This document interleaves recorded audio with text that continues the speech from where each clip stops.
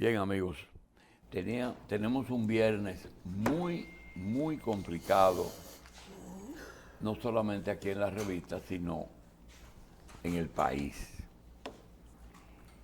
Y le toca a José Israel Cuello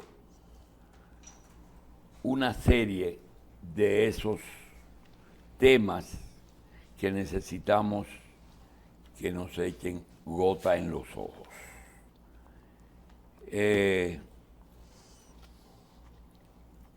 Después de que José Israel trate los temas en que él nos puede ayudar, nosotros entonces, después del segmento de José Israel, vamos entonces a hablar de los temas, y lo digo porque no quiero que se piense que estamos evadiendo.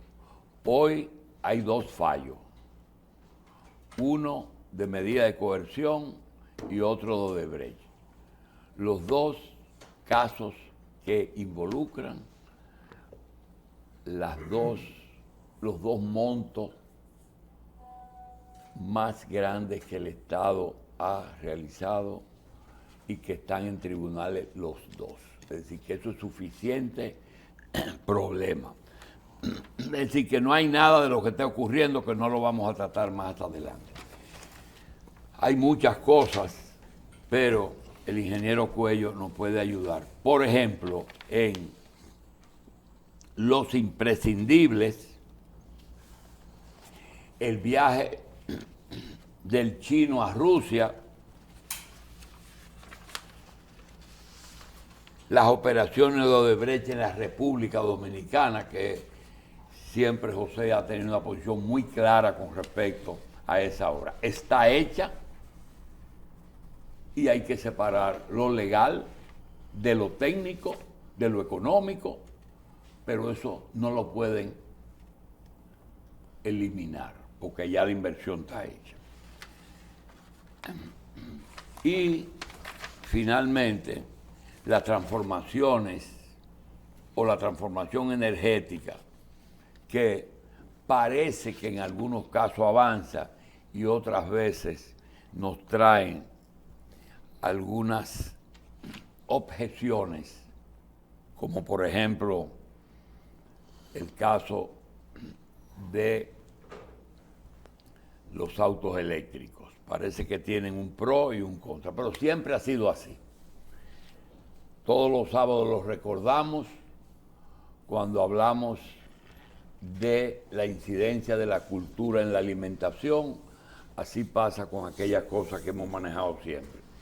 Cuando hablamos del arroz y de cambiar la cultura del arroz, decimos que ya vivimos el tema de los pollos gringos. ¿Te acuerdas? Claro. Los pollos gringos.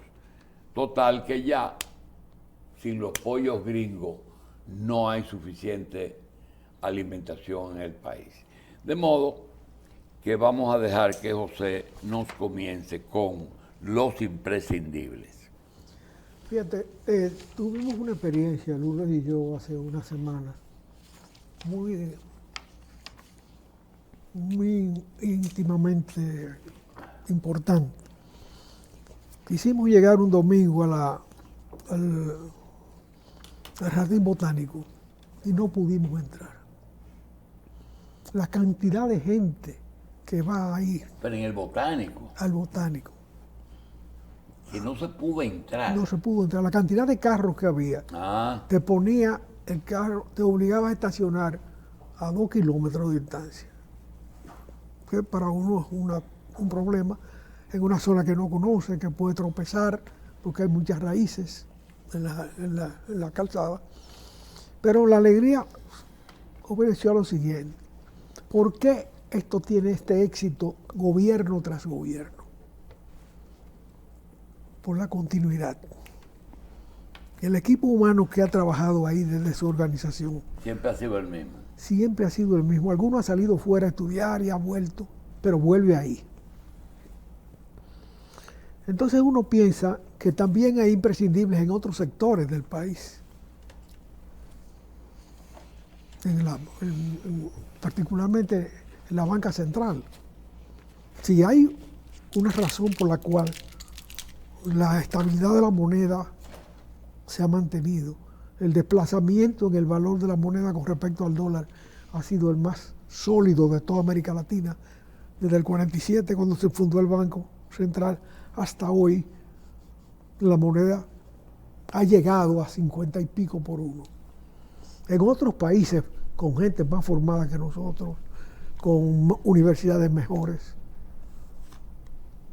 con técnicos que han tenido experiencias internacionales muy importantes, el retozo con la moneda es una de las formas más terribles del empobrecimiento ilícito de la población.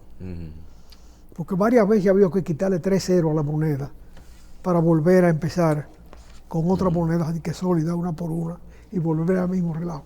En Venezuela, en Chile, en Argentina, en Brasil, en Colombia, en México. Todos esos países tienen mucho más gente formada que nosotros y con más arraigo porque son países más grandes donde es más fácil arraigar. Hay cargos que son políticos no. Y no hay imprescindibles. Por ejemplo, creo que tú vas a terminar señalándonos algo que pasó esta semana, de que acusaron a un exministro y luego tuvieron que retirar la querella. Y esa es de las personas que yo creo que debe de permanecer en ese, porque está como hecho para ese cargo, ¿verdad? Sí. Y ha sido de 2 ministros, de 2 gobiernos, y ha sido renunciado. De todos los gobiernos. No pasa con Kiko. Bueno, Pasa. Ese es otro caso. Kiko no llega a la lotería por rifero, llega porque conoce los impuestos. Es un problema impositivo lo que hay ahí. Sí, claro. Es la mayor cantidad de recaudación, es por el juego de azar, aunque te lo digan de todo, porque los otros evaden. Entonces, los cargos políticos, ¿cómo tú los resolverías? Que se pongan de acuerdo. Bueno, yo precisamente viendo el atropello que se hizo contra Montalvo, pienso que ese es de los imprescindibles. Montalvo debería ser ministro de la presidencia de todos los gobiernos aquí, para que tutele a los presidentes sobre cómo se hace la cosa.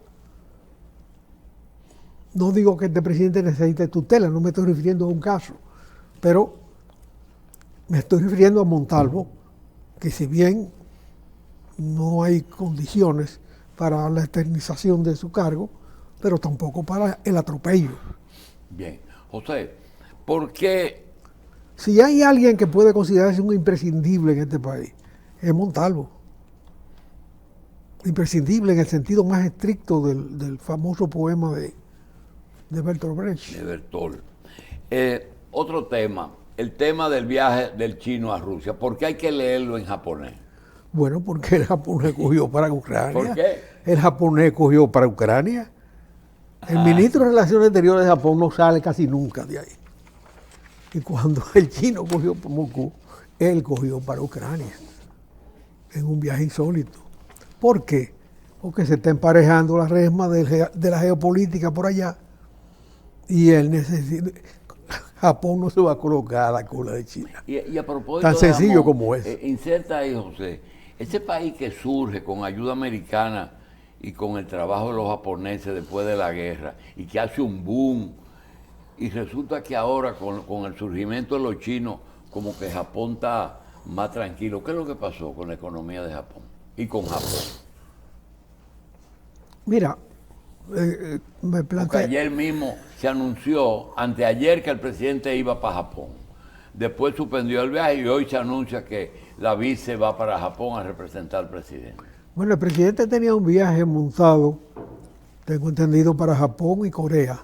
Así. Y algunas otras obligaciones le impidieron ir a ese viaje. Entonces, Corea del Sur. Claro. Sí. A Trujillo iba a mandar gente a Corea a pelear una vez. Moisés de Franco, mi compañero de estudio, fue de los que reclutaron, siendo un muchachito todavía. Por suerte no lo mandaron, y Hipólito mandó gente a Irak, una de las vergüenzas nacionales por excelencia. Bueno, el asunto, pasamos de un tema a otro, se nos pierde la cosa. Japón. Bueno, Japón. El asunto es el siguiente.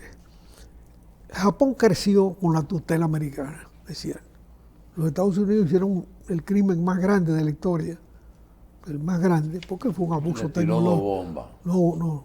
La segunda bomba sobre todo. O sea, la primera fue un acto político dirigido al avance de la tropa rusa en Europa. De ahí, esa bomba en Hiroshima lo que hizo fue parar a los rusos que iban camino a París. Estaban llegando a Berlín, pero iban camino a París porque París también estaba del lado de los nazis, aunque de manera pasiva. Eso es todo un tema. El hecho es que no se conforman con tirar una bomba, sino que tiran otra y someten a Japón a su tutela y colocan a MacArthur como el jefe político de toda la zona. Y el héroe de la guerra en esa zona se convierte en gobernante militar. Pero Estados Unidos comienza a meter dinero, a invertir, a apropiarse de empresas, como suele suceder, y contribuye a un renacimiento de Japón.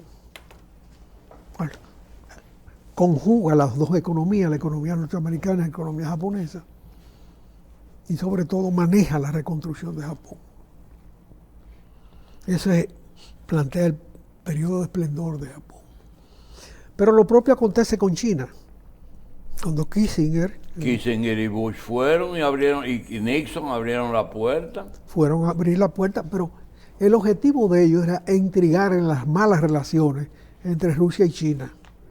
Ese era su objetivo. Y lo lograron. Sí, pero dale un chin para atrás.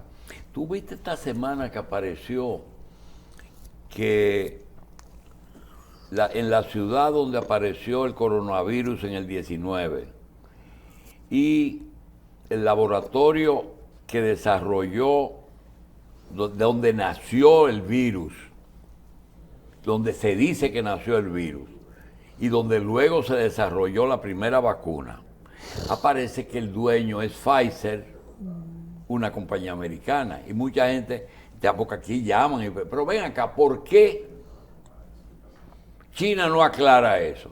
Entonces tú acabas de dar, si Estados Unidos incentivó la inversión extranjera en China y esos laboratorios acudieron a poner sus departamentos de investigación y sus fábricas en China, ellos no pueden ahora decir, estos son los americanos. No, pues, ese es tu americano que vino a invertir aquí, tú tienes que demostrar que tú proteges la inversión. Y se quedaron callados, no dijeron nada de la acusación. Eso es muy delicado porque estamos en otro momento. O sea, China ya tiene una dimensión que coloca a Rusia a sus pies.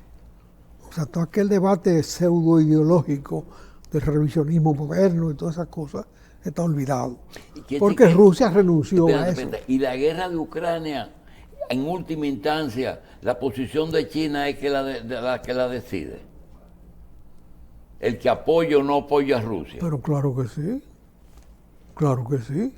Rusia nunca pensó que eso iba a llegar a donde ha llegado y que ellos iban a tener una resistencia de ese nivel.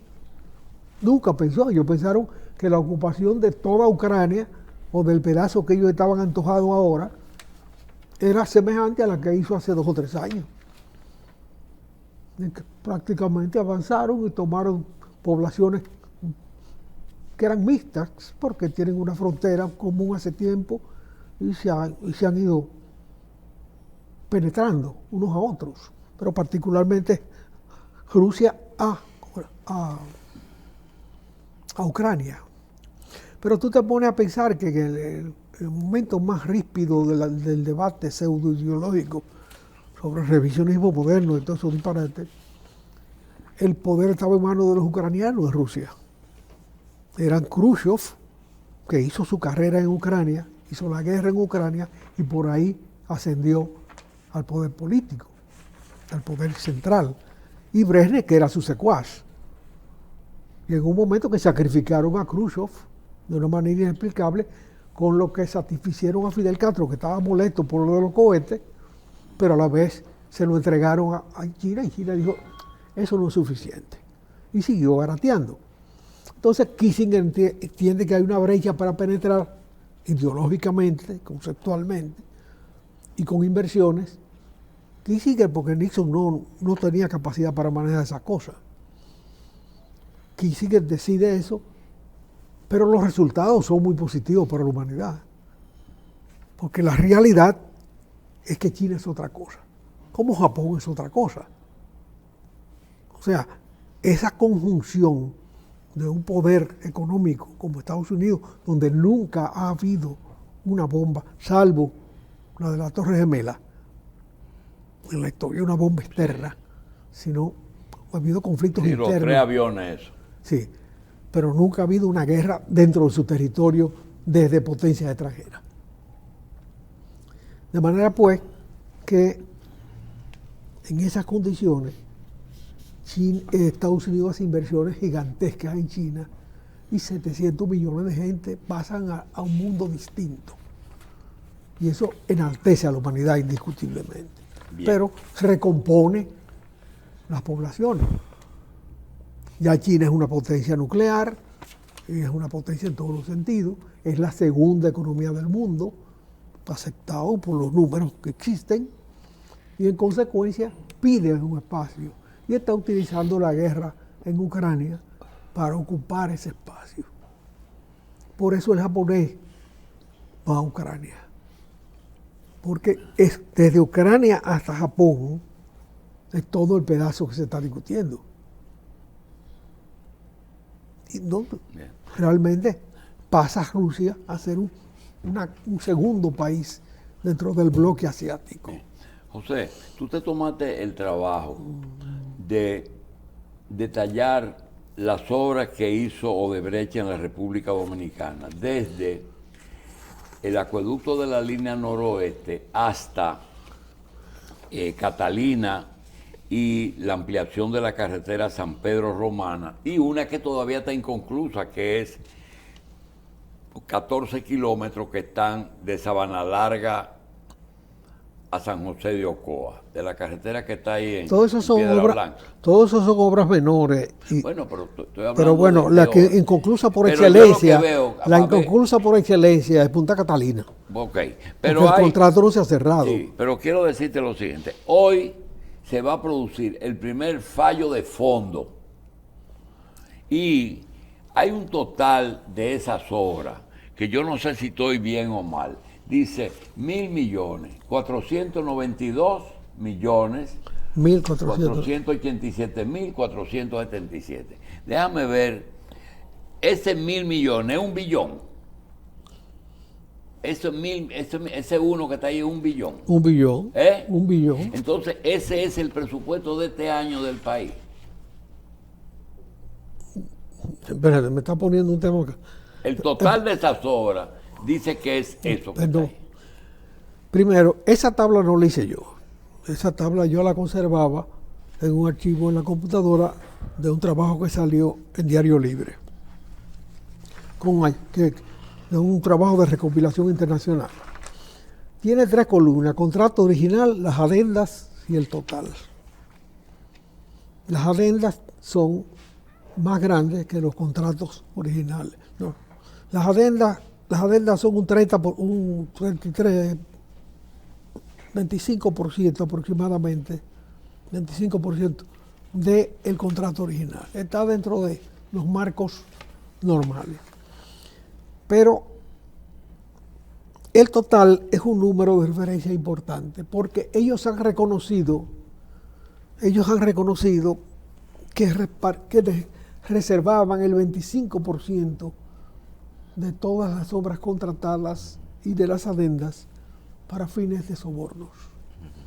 Y entonces no acostumbre en este espacio meternos en los problemas de la justicia.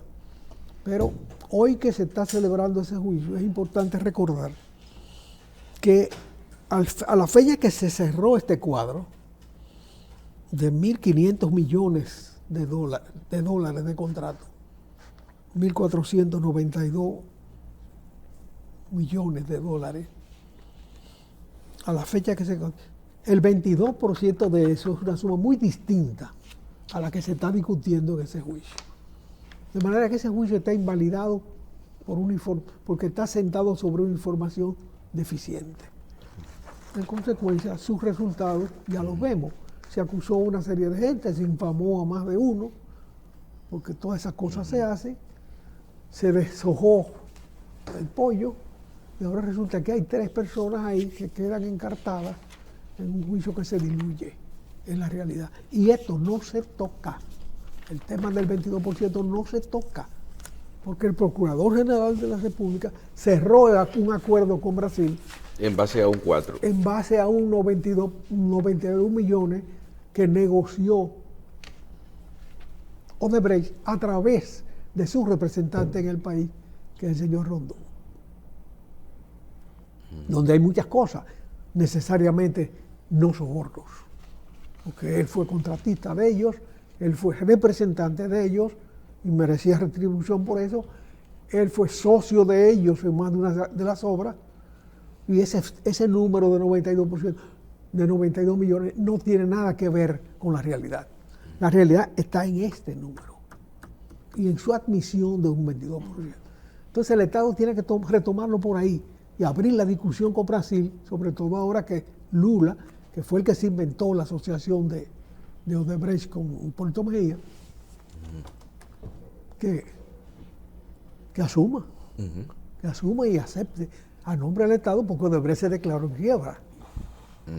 Pero el Estado brasileño tiene que responder por eso, creo yo, ¿verdad? Sí. ¿A quién se le va a reclamar? Pero ahí hay una estafa mayor. El 22% de esta suma es una locura. No, y yo digo, no se puede hablar también de incumplimiento de contrato o sea, porque el contrato hablaba de quién iba a financiar la obra. Entonces, al armarse el lío, entonces el Estado tuvo que asumir el financiamiento. Bueno, ya ese es otro tema. Sí, porque, o sea, razones para demandar al Estado, a quienes se convirtieron en garantes del acuerdo con Odebrecht, hay muchas, eso es lo que quiero decir. Sí, claro, pero la demanda fundamental, lo defraudado, es alrededor de las coimas, alrededor de las propinas, alrededor de las comisiones. Y ellos han emitido un número que no se puede evadir, sencillamente. Y todo ese juicio es una tontería frente a esta realidad. Ese es lo que se refiere a ese tema. Entonces, nos quedan otras cosas ¿cómo no? sobre la transformación energética. Resulta que... ¿Por qué pedir garantía por un bombillo LED es un disparate? Bueno, porque los bombillos LED dicen que te dan una garantía de que yo cuántos años. Sí. Y se funden. De 9.000 horas dicen que eso. Y se funden igualito que los viejos, ¿verdad? Sí. Que los de filamento. Sí. Entonces, ¿a quién tú le pides la garantía de un bombillo que cuesta 150 pesos, 200 pesos? Sí. O sea, ya son mayores de edad. ¿Y tú estás convencido de que la transformación energética está marchando a la velocidad que exigen la necesidad que exige el tiempo y que el hidrógeno está avanzando? Pero claro que sí. Claro que sí. La noticia más importante en esta semana me la pasó Bernardo Castellana. ¿Cómo se llama la que monta plantas flotantes aquí? Seaboard. El Seaboard. Ya pusieron la planta en Los Negros. No, ellos venden plantas y alquilan plantas. Ahí está ¿Quién, Seaboard. Es el que tiene la planta ahí. La Estrella del Norte, sí. La Estrella del Norte no, la Estrella del Norte es de Rolando. La que eran dos plantas. Esa es la que ya la convirtieron en gas. Ok. El que asunto... nadie sabe quién está detrás de esa planta. Yo tengo mis sospechas, pero no se puede estar hablando de eso. Es decir, los dueños de las acciones, yo creo que son dominicanos. Pero eso no es un delito, tener acciones en una planta. No, yo digo que no, yo no estoy acusándolo de delito. Sí, pero delito es el que yo digo que es dueño. Que no debe ser dueño de eso. Bueno, Wartsila. Wartsila es. No, Wartsila es otra. Bueno, Wartsila es la que me estoy refiriendo. Wartsila vende y alquila planta. Entonces ella veía sus motores de combustión internos destinados a la muerte de los que ella alquila. Eso significa una cosa muy grave. Y logró hacer la mezcla ya en un 25% de gas natural e hidrógeno para trabajar un motor inmenso. En consecuencia, porque el hidrógeno es un gas como el gas natural, como el más puro de los gases, parece, porque es el número 1 de la tabla periódica, es el componente más propio, más suyo, más él, es el hidrógeno. Lo que era difícil era separarlo, pero ya está separado y está usándose en motores de combustión interna. Eso pone el debate un poquito más atrás, porque se estaba trabajando en el mundo de los carros, sobre todo, para deshacerse del motor de combustión interna. Eso significa que todo carro que tenga un motor de combustión interna podía convertirse en un carro viejo, aunque tuviera una semana. Pero ahora se abre la posibilidad de salvar todos esos motores, porque tú puedes usar hidrógeno en esos motores, sin cambiar el vehículo. Eso pone el tema de la fabricación de vehículos en un plano menor, pero pone en un plano mayor la evolución energética del mundo. Porque tú, en vez de usar gases que hacen daño, vas a usar un gas que lo que va a caminar en la calle el carro haciendo pipí. Porque el resultado de la combustión no es humo, sino agua. De la combustión del hidrógeno es agua. Y eso da lugar a que el carro esté meando en el camino, para decirlo en el lenguaje de perro. Sí. Como el agua del aire acondicionado que va cayendo. Exactamente. La condensación. Sí. Bueno, eso es lo que vamos a ver. O sea, no va a haber un cambio total de todos los vehículos a hidrógeno por el cambio del sistema energético.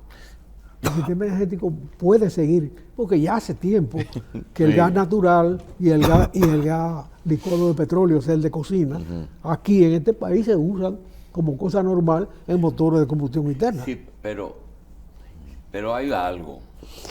Es casi un deber de un mandatario, pues incentivar que sus empresas locales se dediquen a exportar bienes y servicios. Y en el caso de Odebrecht, se puede decir que primero Cardoso y después Lula, sobre todo Lula, fue el gran vendedor de Brasil como multinacional. En este momento, el retorno de Lula y este proceso aquí, ¿tú ves alguna relación? Bueno, pienso que esa relación existe, porque Cardoso desencamó esa institución que es semejante al Bandex de aquí, que no ha funcionado para nada. Pero a los objetivos que tiene el Bandex ahora y su transformación, porque antes fue Banco de la Vivienda, ahora es Banco de Exportación. Que pudiera ser una ventanilla de reserva sin mayor complicación. Pero es otro tema. Ahora bien, ellos tenían esa institución creada por Getúlio Vargas. Cardoso, que es el más ilustre. ¿De Getúlio Vargas? De Getúlio Vargas, sí. Cardoso, que es el más culto y más capaz de todos los presidentes que Brasil ha tenido, y probablemente el más con más estirpe de gobernante de una gran nación de toda América Latina en un largo plazo, desencama esa institución muerta destinada a exportar capitales y tecnología brasileña y asociaciones comerciales intercontinentales que incluye a Estados Unidos, y realmente logró resultados importantes. Pero Odebrecht se dejó manejar por el vicio de América Latina, de las coimas y de las comisiones. Cosa que ha pasado con las grandes empresas, Siemens, General Motors, las grandes empresas de Alemania y de Estados Unidos, cuando vienen a América Latina también se enredan en la porquería de las comisiones latinoamericanas. O sea, no estoy diciendo que ellos trajeron el mal está aquí y contamina. No es un término de quién contaminó a quién, es el hecho de que eso se produjo. Y que Odebrecht asumió su culpa, pero Odebrecht se declara en quiebra, entonces el responsable es el Estado que la respaldó, entiendo yo. O por lo menos puede intervenir para ver de dónde se saca la compensación al Estado dominicano por la defraudación, que es el tema fundamental. O sea, los implicados locales son delincuentes menores frente al hecho mayor de convertir una relación de Estado y una relación de empresas comunes de los distintos estados en un acto doloso, porque es ahí donde está el delito, y es ahí donde está el recurso. ¿Quién paga esa defraudación, ese crimen? O sea, van a coger 3 gente y la van a dejar presa y ya está compensado el Estado, y una cárcel inútil ahí a medio talle. ¿Verdad? Y esa es la compensación de Odebrecht por lo que hizo aquí y por el daño que hace, porque cuando se introducen esas prácticas se termina en lo que estamos viendo hoy: decenas de personas que no tenían por qué meterse en ese mundo, hoy sometidas al bochorno de un proceso judicial válido y necesario. Así es. Bueno. Pero realmente estamos en un momento de transición, y el hecho de que el hidrógeno, que es el óptimo combustible, el óptimo por todas sus características y sobre todo por prácticamente ser infinito en la naturaleza, y tú arrancar del agua, partirla, el agua en sus componentes, utilizar la energía y luego volverla a hacer agua, es una ecuación de cero mata cero. Y para hacer ese proceso se necesita energía eléctrica. Para hacer ese proceso de energía se necesita energía eléctrica, que no debe ser contaminante.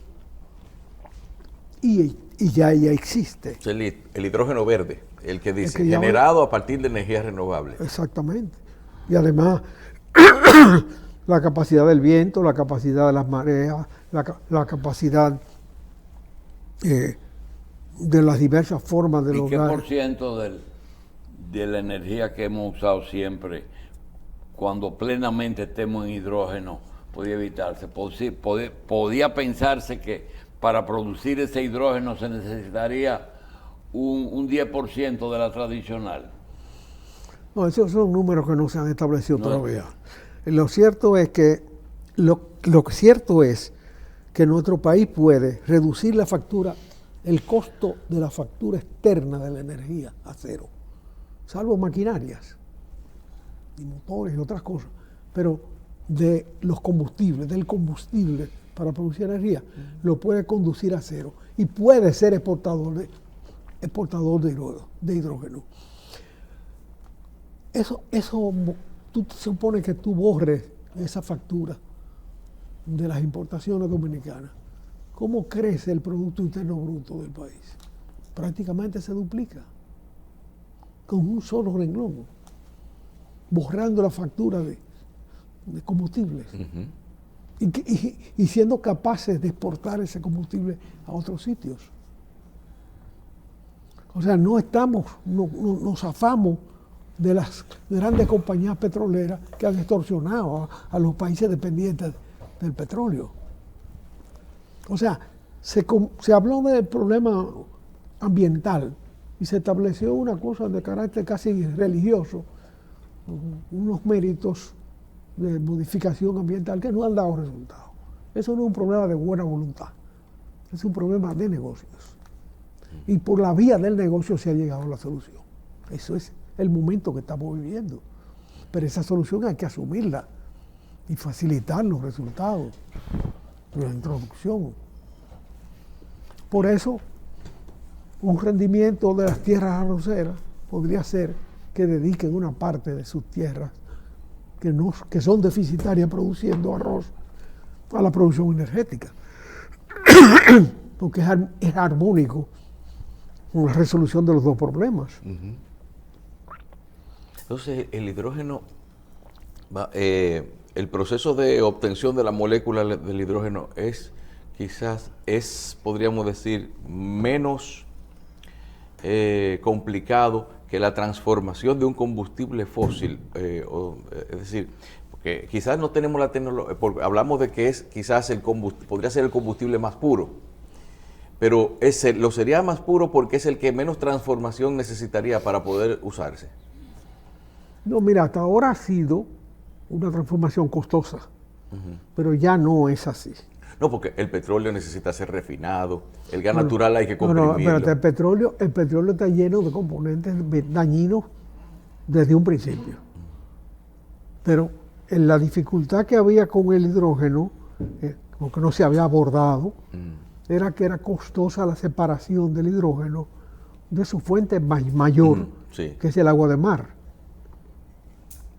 Porque es una fuente prácticamente, en términos de simplificación, es prácticamente infinita. Entonces la hidrólisis se hace con energía.